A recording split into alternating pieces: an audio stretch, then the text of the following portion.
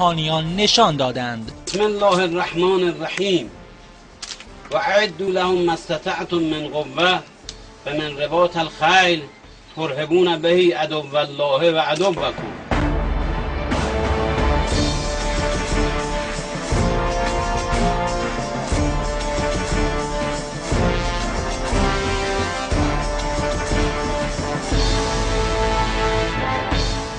با نام و یاد خدا و با سلام به پیشوای مقدس حضرت سامن الحجج علی ابن موسی رضا علیه السلام و حضرت ولی عصر امام زمان عجل الله تعالی فرجه الشریف و با سلام و درود به ارواح طیبه امام شهیدان و شهیدان گلگون کفن انقلاب اسلامی و با عرض سلام به محضر فرماندهی معظم کل قوا حضرت آیت الله العظمی خامنه‌ای و ملت شریف بزرگ ایران اجازه پرتاب موشک زمین به زمین سجیل را صادر می کنم.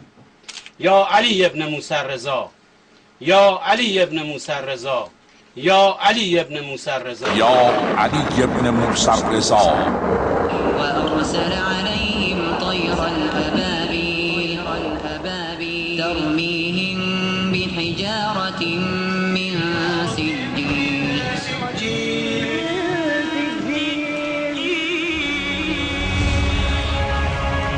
سجیل.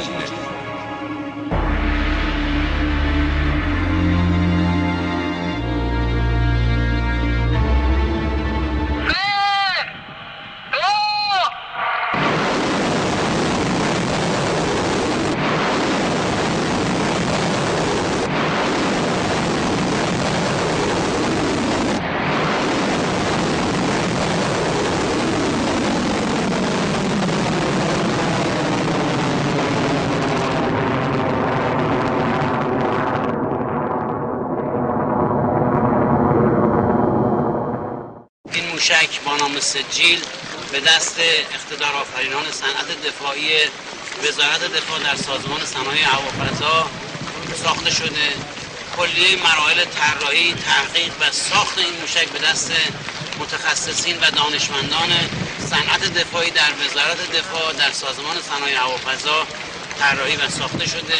نسل جدید موشک‌های زمین به زمین هستش. این موشک دقت بسیار بالا، برد نزدیک 2000 کیلومتر و سرعت عملیاتی شدن این موشک از قابلیت‌های ویژه این موشک هست.